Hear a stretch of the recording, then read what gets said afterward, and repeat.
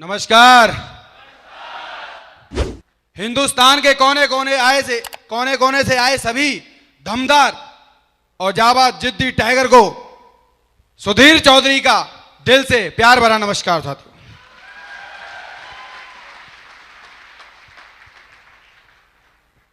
दोस्त, मैं ये कहना चाहूंगा कि आज मैं जो कुछ भी हूं, सर लोगों को चाहे वो वीडियो के माध्यम से सुना, सर ने अगर सजेस्ट किया कि प्रगति सूत्र बुक पढ़नी है तो उसको पढ़ा, और अगर मैं बात करूं चाहे दिशा की बात आ जाए, फर्स्ट प्रायोरिटी पे रखा। मैं शुरुआती दिनों की बात करना चाहूंगा, अभी मैं ज्यादा नहीं, मात्र 5 मिनट लूंगा, आपसे बात करना चाहूंगा। सुनना चाहेंगे सारे लोग? मैं बस इतना ही बताना चाहूंगा कि सेफ शॉप आने से पहले मैं क्या था और सेफ शॉप आने के बाद में क्या हो गया हूं। जानना चाहेंगे सारे लोग? तो जैसे जिस तरीके से सभी लोग पढ़ाई लिखाई करते हैं, मैं भी कर रहा था, और पढ़ाई लिखाई करने के बाद में लोगों का विजन क्लियर नहीं होता कि जिंदगी में करना क्या है। एक दूसरे को देखते हैं उन्हीं जैसा बनना चालू कर देते हैं। लेकिन मेरा विजन क्लियर मेरे पिताजी ने पहले ही कर दिया था कि बढ़िया तरीके से पढ़े लिख लो और उसके बाद आपको सरकारी नौकरी करनी है, क्योंकि खुद सरकारी नौकरी में, चाचा जी सरकारी नौकरी में, भाई सरकारी नौकरी में, मौसा जी सरकारी नौकरी में, तो एक ही चीज दिखती थी, सरकारी नौकरी। और पढ़ता चला गया। आज पढ़ाई लिखाई कोशिश बहुत की पढ़ने की, लेकिन कोई ज्यादा पढ़ाई लिखाई कर नहीं पाया। जो एक बेस होता है हाई स्कूल 10वीं पास, जानते सारे लोग? 10वीं पास में करने की कोशिश कर ही रहा था, लेकिन कुछ नंबरों से फेल हो गया। अब कुछ से हो चाहे ज्यादा से हो, फेल तो फेल ही है। फिर मैंने दूसरी बार थोड़ी सी और कोशिश बढ़ाई तो मैं पास हो गया। दूसरी बार में 3rd डिवीजन पास हुआ भाई साहब। अच्छा, रिकॉर्ड तोड़ दिया इसलिए ताली बजा रहे हो, है ना? अरे 3rd डिवीजन भी पास हो जाता और ऐसे ही हो जाता तब भी सही था, उसमें भी 3 नंबर का ग्रेस था। हंस लो, कोई दिक्कत नहीं है। ऐसे पढ़ा लिखा व्यक्ति, अब कुछ लोगों को लग रहा होगा यार हम तो ज्यादा पढ़े लिखे हैं, हमारा क्या होगा? अरे बस नजरिया चेंज करो कि इतने से पढ़े लिखे व्यक्ति यहां से कामयाब हो सकते हैं, तो तुम तो पढ़े लिखे हो, धुआं उठा सकते हो। यस या नो? तो साथियों, इतना सही पढ़ा लिखा था और इतने से पढ़े लिखे लिखे क्या होता है? सरकारी नौकरी की तलाश में था और सरकारी नौकरी तलाश करने लगा तो मेरी सरकारी नौकरी लग गई आरपीएम में सरकारी नौकरी लग गई, और वहां मेरी कीमत लगाई गई कि आप कमा सकते हो 8,000 रुपया महीना। और मेरे को पहली जो पेमेंट मिली वो मिली 7,552 रुपए। वो भी पूरी नहीं थी, टीडीएस काट गई थी वो भी। उस पढ़ाई लिखाई पे मेरी कीमत लगाई गई कितनी? 8,000 रुपया महीना। लेकिन मैं बताना चाहूंगा, आगे बढ़ती भी गई कीमत, थोड़ी थोड़ी और बढ़ी, बढ़ती चली गई, जिंदगी चलती जा रही थी। सिंगल था तो 8,000 रुपए भी बहुत था। फिर आगे सिंगल रहा तो पेमेंट और बढ़ी, जिंदगी एकदम बढ़िया चल रही थी। पैसा आता था 1 तारीख को, और पहले टाइम पे खूब मस्ती किया। मूवी का कोई फर्स्ट शो छोड़ा नहीं, अगर फर्स्ट छूट भी गया तो सेकंड शो में मूवी देखी, और जो बचा पैसा वो घर भेज दिया फिर। लेकिन सबसे बड़ा पंगा मैंने क्या लिया कि 2012 में शादी कर ली। 2012 में शादी कर ली। अगर शादी की होती तब भी ठीक था, उससे भी बड़ा कहते ना महापंगा ले लिया कि मैडम को साथ रख लिया। बात समझ में आ रही है? पहले पैसा आता था, मेरे पास रहता था, मैं फुल एंजॉय करता था। लेकिन अब क्या हुआ?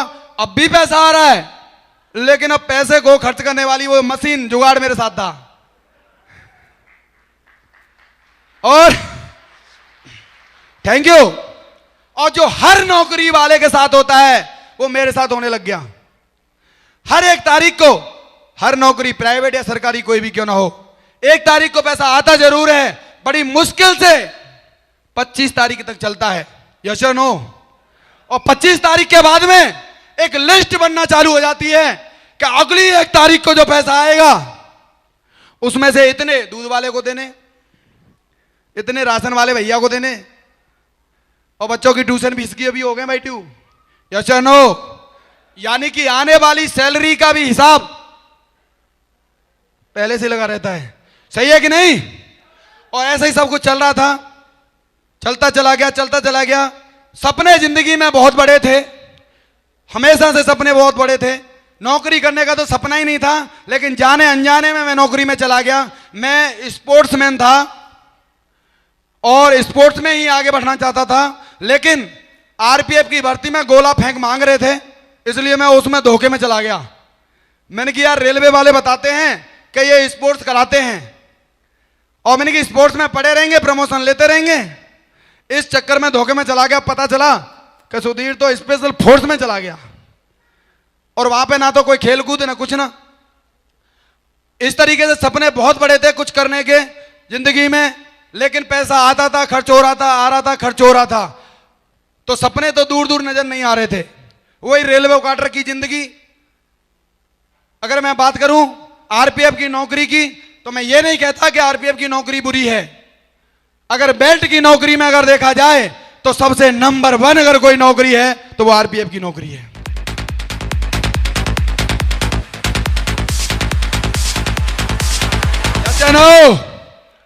Yes no? बहुत सारे आरपीएफ वाले होंगे यहां। अगर बेल्ट की नौकरी में देखा जाए तो आरपीएफ की नौकरी नंबर 1 है, लेकिन बात तो सपने पूरे होने की आ रही थी, आरामदायक नौकरी की बात नहीं आ रही थी।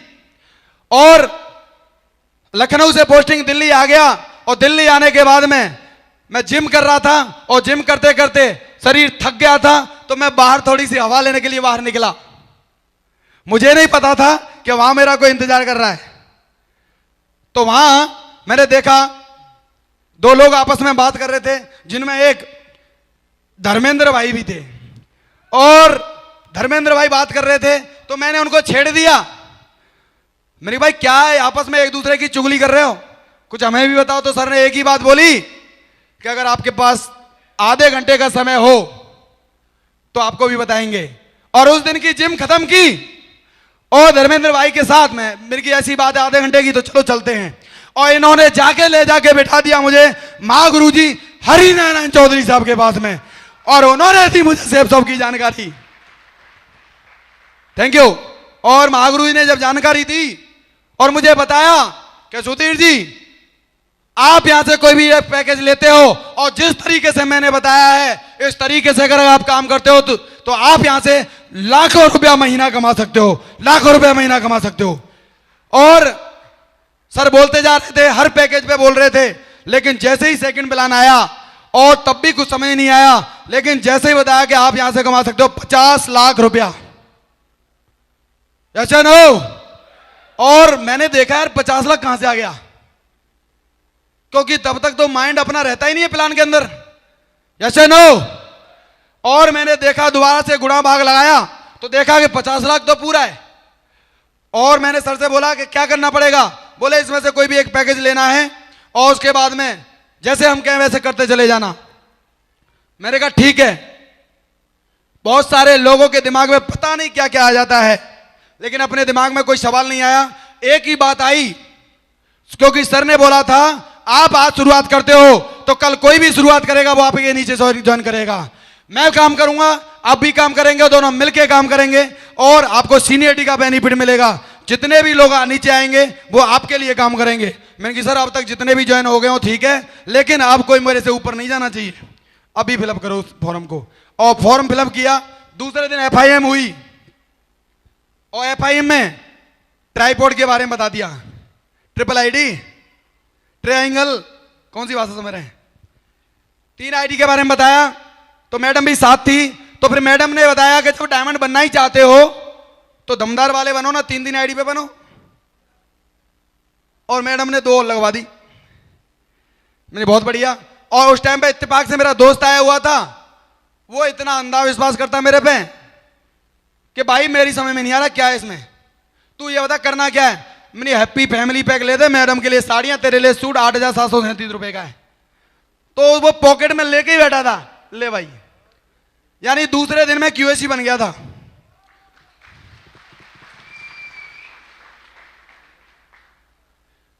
दूसरे दिन में क्यूएसी बन गया था। लेकिन उसके बाद मैंने एक चीज देखी कि जिस तरीके से ये मुझे कन्विंस करते हैं फाइल पलटते हैं, सामने वाले को पैकेज दिखाते हैं, ज्वाइन कराते हैं। ऐसा ही होता है कि नहीं होता? मैंने बोला इसमें क्या है, इसे तो मैं भी कर लूंगा, इसको तो मैं भी कर लूंगा। और अकेला फोल्डर और अपनी डायरी लेके निकला। तो जितने भी मेरे खास लंगोटिया यार थे, जितने भी दोस्त थे, जितने भी मेरे शुभचिंतक थे, सबने मुझे ज्ञान देना चालू कर दिया। क्योंकि अपने वाले जानते हैं पहले से ही, जैसे पापा जी बता के गए कि सबसे कम पढ़ा लिखा। और सही बात है, मेरे छोटे छोटे ना वो ज्यादा पढ़ गए, इसलिए वो घर ही हैं।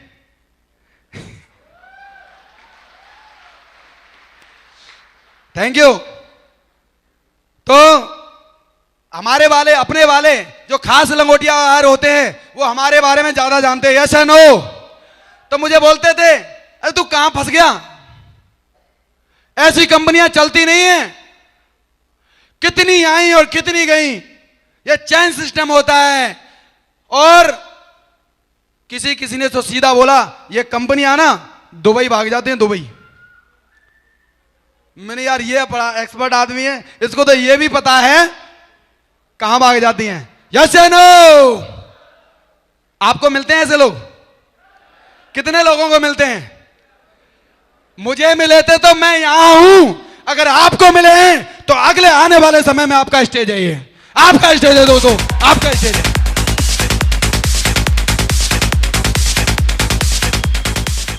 Thank you.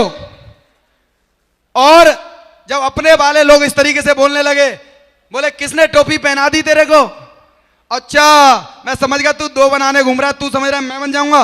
मैं बनने वाला नहीं हूं। बोलते हैं कि नहीं? यस या नो? और दोस्तों इस तरीके से मेरे साथ हो रहा था। और ऐसे टाइम पे बड़ी गुस्सा आ रही थी। किसके ऊपर? मैडम के ऊपर। मैंने कि एक आईडी से ज्वाइन किया था, ये बोली 3 दिन कर लो, 3 दिन है, काम का 29,000 रुपए लगवा दिए। यस या नो? और अब मैं इनसे बोलूं और ये बोले तुम तो समझदार थे। अरे मैंने कहा यार, मैं चलो इनसे गुस्सा करने से कोई फायदा नहीं है।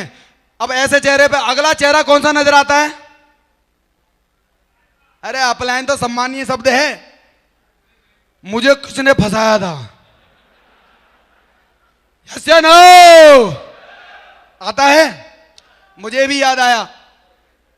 अब वो देख रहे थे मेहनत तो कर रहा है, लेकिन सिस्टम के हिसाब से मेहनत करेगा तो गारंटी से ये डायमंड बन के दिखाएगा। वो मुझे ढूंढ रहे थे और मैं उन्हें ढूंढ रहा था। और एक जगह मुलाकात हो गई महागुरु जी बद्दूराम सर से। मैं चाहूंगा जोरदार तालियां सर के लिए। Thank you. और सर से मुलाकात हुई। मैंने कहा सर, अरे मैं आपको ढूंढ रहा था। बोले मैं तो तुम्हें ढूंढ रहा था। मैंने कहा अजीब आदमी है। मैंने कहा सर वो पैकेज रखें घर पे, वो पैकेज रखें घर पे, उनको ले जाना। अरे कुछ कम ज्यादा हो के पैसे वापस हो जाए ना, तो पैसे का वापस करवा देना मेरे। तो आपको भी बोलते होंगे, बोलते हैं। तो महागुरु जी की खास बात है, एक ही बात बोलते हैं, और बताओ। हेलो, सर के पास जाके बैठ जाओ, एक ही बात बोलेंगे, और बताओ। और सर ने जैसे ही बताया और बताओ, मैंने और क्या बताऊं, पैसे वापस करवाओ। तो सर ने बोला कैसा करते हैं यार, रोड पे खड़े होकर कुछ नहीं हो सकता, हम बैठ के बात करते हैं। मैंने बोला बैठ के नहीं बात करूंगा, एक बार बैठा था 29,000 लगे थे।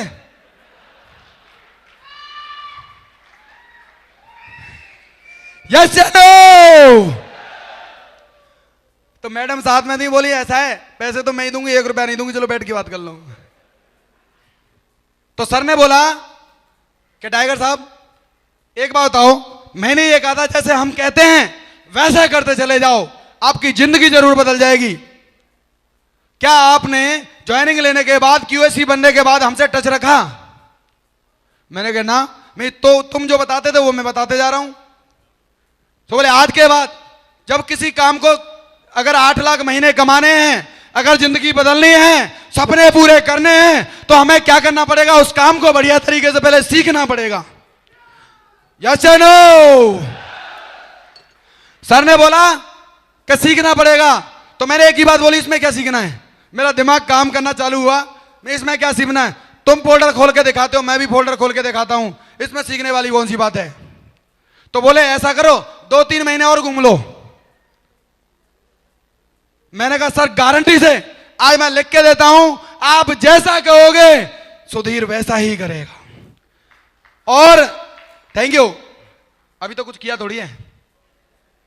3 महीने तक अपनी दिमाग को लगाने की वजह से 3 महीने तक मेरे साथ कोई टीम नहीं बनी, मैं क्यूएसी का क्यूएसी रहा, और 3 महीने तक मुझे बहुत सारे इधर उधर की कुछ भी बोलने वाले बहुत सारे लोग मिले,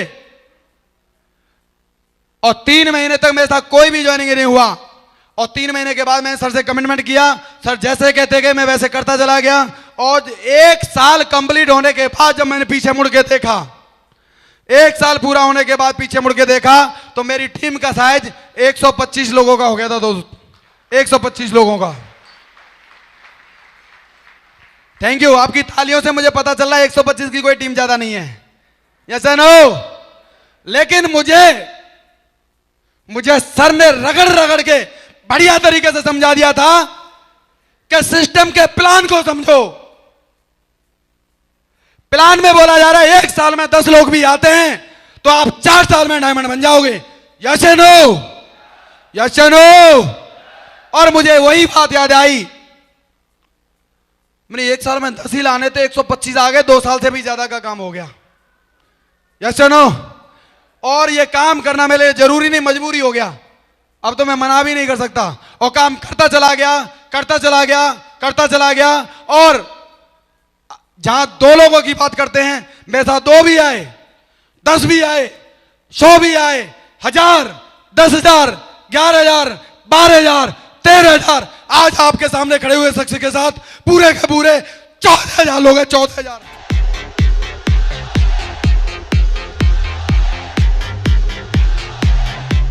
थैंक यू। आज हिंदुस्तान के बहुत सारे शहरों में अपना जो परिवार है वो काम कर रहा है, बस किस बात की वजह से? सर ने जैसे बोला वैसे करता चला गया, अपना दिमाग नहीं लगाया, अपना दिमाग नहीं लगाया। अपना दिमाग न लगाने की वजह से और किसी एक शख्स की बात को मानने की वजह से अगर आपका काम चलने की बजाय दौड़ता हो तो माननी चाहिए कि नहीं? माननी चाहिए कि नहीं? और बाकी नहीं मानेंगे तो फिर और घूम लेना है ना।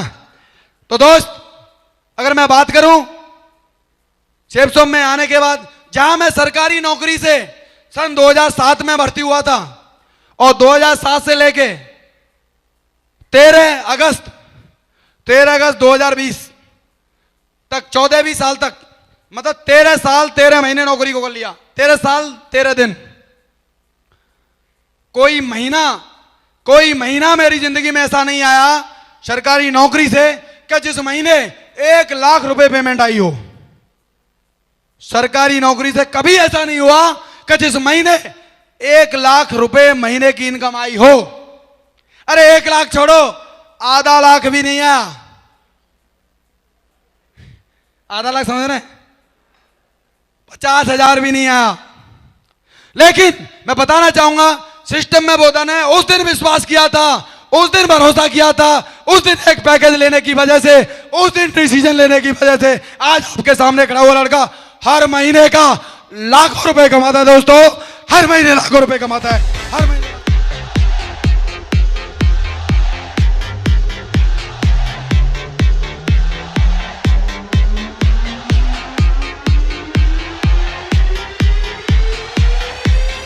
और आपके अकाउंट में लाखों रुपए आ रहे हों तो खर्च भी कर सकते हैं कि नहीं कर सकते? कर सकते हैं कि नहीं?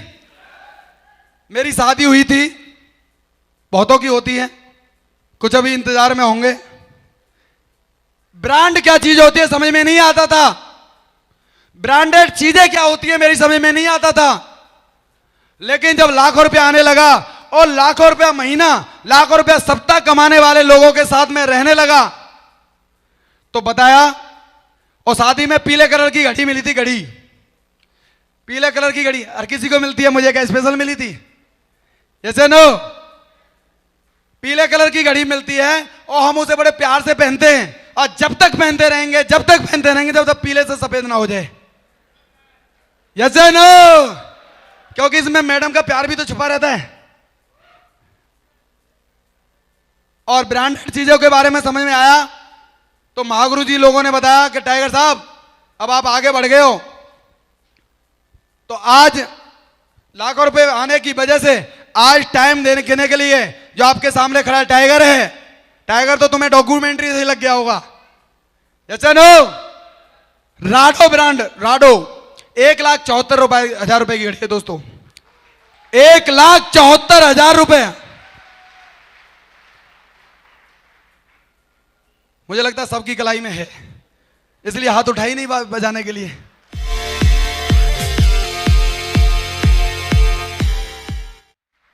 जहां नौकरी करता जा रहा था रेडमी का फोन आया था, रेडमी का फोन, और मुझे 3 महीने तक सोचना पड़ा था कि फोन लूंगा तो मेरा सारा का सारा अकाउंट का जो सिस्टम है ना गड़बड़ा जाएगा, और 3 महीने तक सोचना पड़ा था लूं या ना लूं।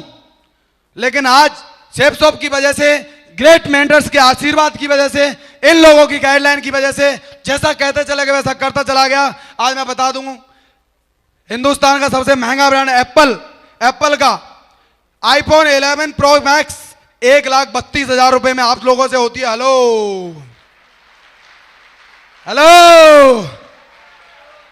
1,32,000 की पड़ती है साहब। और अगर मैं बात करूं तो जहां कभी अकाउंट में सरकारी नौकरी से 1,00,000 रुपया इकट्ठा नहीं हुआ, वहां पे 1,74,000 ये, 1,32,000 ये, आज 3,00,000 रुपए में सुधीर का बैलेंस बनता है दोनों हाथों का। 3,00,000 रुपए में बैलेंस बनता है साहब। किसकी वजह से? सेफ शॉप की वजह से, सेफ शॉप की वजह से। Thank you. जहां सरकारी नौकरी से मैंने कभी नैनो गाड़ी की भी नहीं सोच पाया, जहां मैं नैनो की तो छोड़ो सेकंड हैंड के बारे में सोचता था कि यार कोई बात नहीं, धो पहुंच के बढ़िया रखा करेंगे, सेकंड हैंड का भी जुगाड़ नहीं हुआ। वही दहेज मार का अपाची चल रही थी। हेलो, लेकिन मैं बता दूं जब मैंने इस बिजनेस को स्टार्ट किया तो सबसे पहली गाड़ी दिखाई दी तो स्विफ्ट डिजायर दिखाई दी। कोई कार जाती थी तो हमें ये लगता था यार इसकी क्या जिंदगी है, इसके पास है कार और हम है बेकार। अरे बिना कार बेकार ही तो हुआ, यस नो।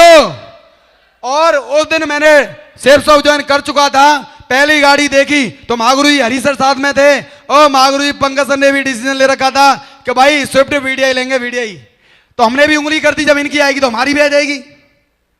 और भरोसा करें सपना स्टार्ट किया तो स्विफ्ट डिजायर से चालू किया, लेकिन जब काम करने लगे, पैसा आने लगा तो स्विफ्ट डिजायर छोटी लगने लगी। आगे और काम किया और पैसा आया, और काम किया और पैसा आया, डिसीजन चेंज हो गया। स्विफ्ट डिजायर छोटी थी, थोड़ा बड़ा सोचा तो ब्रेजा के बारे में सोचा कि ब्रेजा लेंगे। लेकिन ब्रेजा तो मेरे डिपार्टमेंट का बदला लिया था।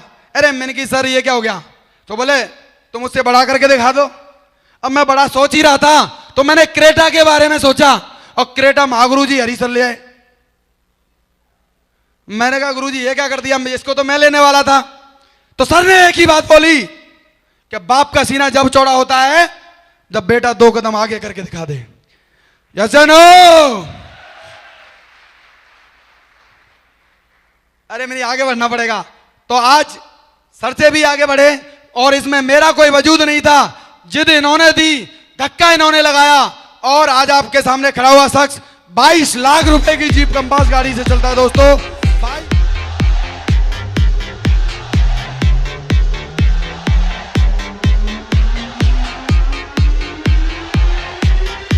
Thank you. जहां सरकारी नौकरी करते करते मैं रेलवे क्वार्टर में रहता था, छोटे छोटी बच्चियां थी, इत्तेफाक से उसी क्वार्टर के पीछे पीपल का पेड़ भी था, और वहां पे चींटे ज्यादा थे। कभी चींटा बच्ची को खाता था तो कभी बच्ची चींटे को खा जाती थी। अब बच्ची होके जाने, जैसे नो। और दोस्तों आज सेफ शॉप जिंदगी में आने की वजह से, महागुरु जी लोगों के आशीर्वाद की वजह से, दमदार धमाकेदार एजुकेशन के मामले में सक्सेस सपोर्ट सिस्टम की वजह से, और मैं कहूं तो टीम की अगर बात करूं तो हिंदुस्तान की number 1 team royal dreamer team की वजह से आज ये शख्स आपके सामने खड़ा है। तो 60 लाख रुपए का गणपति वर्ल्ड में अपार्टमेंट बुक करके खड़ा है दोस्तों। 60 लाख रुपए का।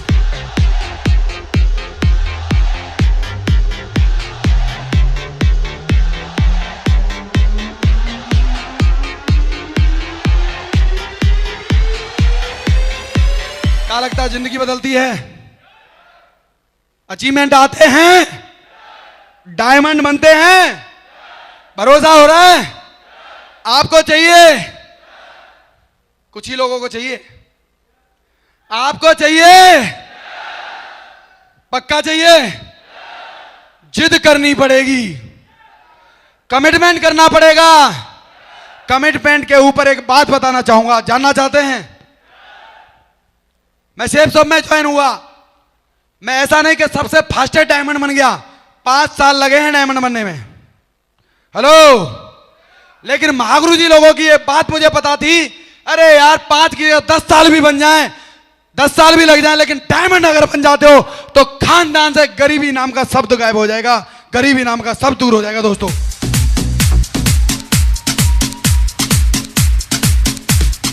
Thank you. इसी बात के साथ, इसी जिद के साथ काम कर रहा था। मैं QAC बना, लीडर क्लब बना, सिल्वर बना, गोल्ड बना, पर्ल बना, और मैं बता दूं इस लेवल तक मेरा कोई टारगेट नहीं हुआ था। लोगों के टारगेट होते थे, मेरा टारगेट नहीं होता था। मेरे तीनों के तीनों गुरुओं के टारगेट होते थे। ये जश्न मनाने के लिए कभी गोवा, कभी जैसलमेर, कभी थाईलैंड जाते थे, लेकिन ये टारगेट करने के बाद में ये वहां पे जाके जश्न कम मनाते थे। मुझे फोन करके महागुरु जी पंकज सर को मैंने बार बार देखा कि रोते जरूर थे, रोते जरूर थे दोस्तों। सिर्फ मैं ही नहीं, आप भी वही शख्स हो जिनके लिए, जिनका टारगेट नहीं होता है ना, आपके भी अपलाइन को दुख होता है कि मेरा टाइगर रह गया है, मेरा टाइगर रह गया है। मैं बताना चाहता हूं कि हम ऐसी ग्रेट मेंटरशिप में काम कर रहे हैं। ऐसे हमारे जो मुखिया हैं, ऐसे हमारी ट्रेन के जो इंजन हैं, वो सिर्फ अपनी कामयाबी पे खुश नहीं होते, वो आपके लिए दुखी भी होते हैं, आपके लिए दुखी भी होते हैं। आप बहुत ही ज्यादा सौभाग्यशाली हो। और मैं देखता था पंकज सर को मैंने कई बार रुलाया है, और मैं पर्ल था, पर्ल, और पर्ल बन गया। तो सर ने जब फिर दोबारा से मेरे लिए इस तरीके से रोया, उस दिन फोन कॉल पे मैंने एक ही बात का कमिटमेंट किया, सर मैं आपको विश्वास दिलाता हूं और कमिटमेंट करता हूं कि जो आंसू जो निकल रहे हैं ना, आज के बाद भी आंसू निकलेंगे, आज के बाद भी आंसू निकलेंगे, लेकिन वो आंसू खाना खा लो। मैंने ना सर, कमिटमेंट है, अब टारगेट होके रहेगा। लास्ट दिन में 35 सेल चाहिए थी, 35। नामुमकिन लगने वाला जो लक्ष्य था, मैं कह रहा हूं कि कितने सारे लोग 1 महीने पहले से हथियार डाल देते हैं। 35 नहीं, 42 टीडी चाहिए ना सर, अब की बार नहीं, अगले बार की तैयारी करेंगे। लेकिन दिमाग में कभी ये नहीं आया। और दूसरे दिन फिर सुबह हुई, 7 बजे निकल गए बैग लेके, और 7 बजे से लेके शाम के 7 बजे तक 12 घंटे में 7 ज्वाइनिंग और आ गई। कितनी? 7 ज्वाइनिंग और आई। Thank you. और 7 ज्वाइनिंग आने के बाद भी टारगेट पूरा करने के लिए 28 ज्वाइनिंग चाहिए थी। कितनी? 28 ज्वाइनिंग चाहिए थी।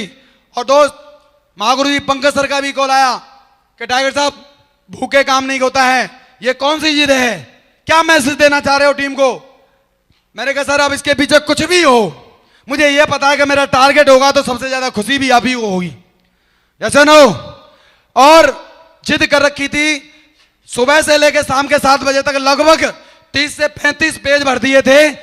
किसी को भी प्लान नहीं दिया था, जिसका भी नाम लिख रहा था तो इतनी सी बात आती थी, बंदे का नाम लिखा, 1 डीडी इसकी आ जाएगी, 1 इसकी आ जाएगी, 1 इसकी आ जाएगी, 1 इसकी आ जाएगी, 1 इसकी आ जाएगी। यानी कि महागुरु जी माधव सर बताते हैं कि आप पॉजिटिविटी का ऑरा बनाओगे तो पॉजिटिविटी का ऑरा बनेगा, अगर आप नेगेटिविटी का ऑरा बनाओगे तो ढूंढ ढूंढ के लोग आपके पास नेगेटिविटी वाले आ जाएंगे। यानी कि जो भी नाम लिख रहा था टीडी काउंट हो रही थी, जो भी नाम लिख रहा था टीडी काउंट हो रही थी। और शाम को 7 बजे के बाद मैं कश्मीरी गेट मेट्रो स्टेशन पे बैठा था, वहां से खड़ा हुआ, फिर दोबारा से लिस्ट बनाई, फिर दोबारा से कुछ ज्वाइनिंग आई, फिर दोबारा से लिस्ट बनाई, फिर दोबारा ज्वाइनिंग आई और 11:53 पे लास्ट ज्वाइनिंग सतीश जी ने बोली महागुरु जी की जय हो, लास्ट डीडी पेमेंट कर दी।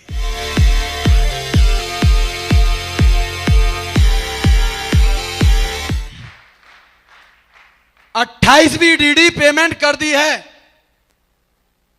कैसा लगा होगा? और मैं तो हमेशा से जिनकी वजह से हूं, मेरा सीधा कॉल त्रिदेव के पास गया। Tridev, Brahma Vishnu Mahesh, mister Hari Narayan sir, Badduram sir और पंकज सर। और जैसे ही मैंने हरि सर को कॉल किया, मैं महागुरु जी की जय हो, तो सर बोले आपके बोलने के अंदाज से मेरे को पता लग गया है कि आपका टारगेट हो गया है। पर टाइगर, सबसे पहले अगर कॉल करनी है तो महागुरु जी पंकज सर को करो, क्योंकि सर ने भी खाना नहीं खाया है, बत्तू सर ने भी खाना नहीं खाया है, मैंने भी खाना नहीं खाया है, महागुरु जी बद्दूराम सर की मैडम ने भी खाना नहीं खाया है, और ना आपकी मैडम ने खाया ना खाना खाया है। तो थैंक यू।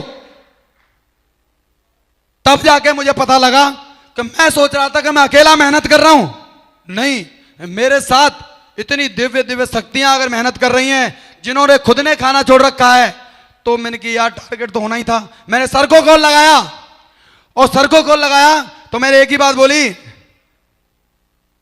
महागुरु जी की जय हो। और मैं बताऊं, उधर से आवाज नहीं आई, उधर से सिर्फ रोने की आवाज आई।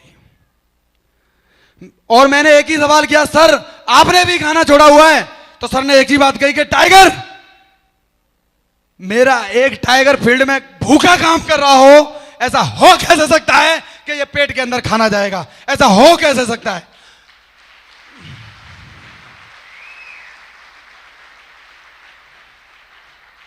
Thank you. जिद मेरी थी, टारगेट मेरा हुआ।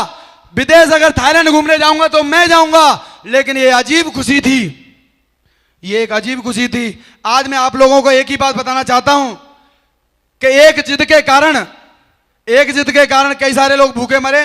भूखे मरे का मतलब भूखे रहे, और उसी जिद के कारण उसी रात को सभी ने कॉन्फ्रेंस कॉल पे रो रो के खाना खाया था। दोस्त, रो रो के खाना खाया था। आज थैंक यू। मैं इस बात से इतना बताना चाहता हूं कि आपको क्या लगता है, आप और हम बहुत ही ज्यादा सौभाग्यशाली हैं कि उस टीम का हिस्सा हैं जिनका मुखिया, जिनका इंजन अपनी कामयाबी के लिए आगे नहीं बढ़ता। आज स्टेज के माध्यम से 4 दिन हो गए महागुरु जी को दहाड़ते दहाड़ते। Yes and no, yes and no. किसके लिए? किसके लिए? अरे वो अपनी कामयाबी नहीं चाहिए, अगर चाहिए तो ये सामने जितने भी बैठे ना, इन सब की कामयाबी के लिए।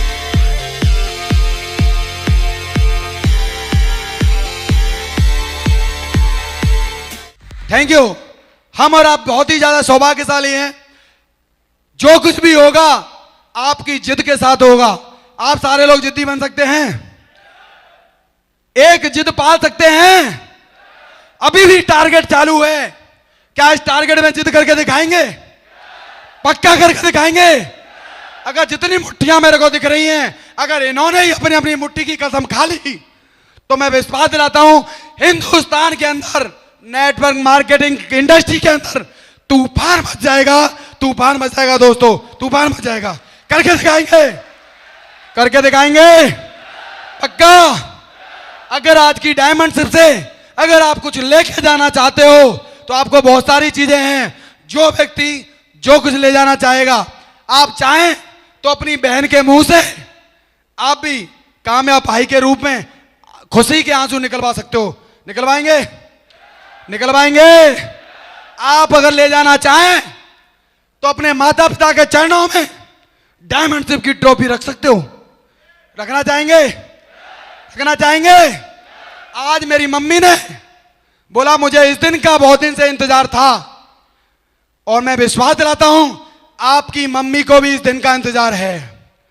आपकी मम्मी को भी इस दिन का इंतजार है। Yes no, yes no. और आज मुट्ठी बांध के जाओ कि मम्मी विश्वास करो, दिन कम लगे या ज्यादा करें, लेकिन डायमंड तो बन के दिखाऊंगा। बन के दिखाएंगे सारे लोग। मुट्ठी बांधते हैं, तो खड़े हो जाओ एक बार सारे लोग, मेरे साथ 3 बार कमिटमेंट करके दिखाएंगे। करेंगे सारे लोग? कह सकते हैं अपनी मम्मी से, कर सकते हैं अपने पिताजी का सीना चौड़ा? करेंगे सारे लोग? तो मेरे साथ 3 बार बोलेंगे, I am a diamond, I am a diamond, I am a diamond, wish you all the best, go diamond, diamond.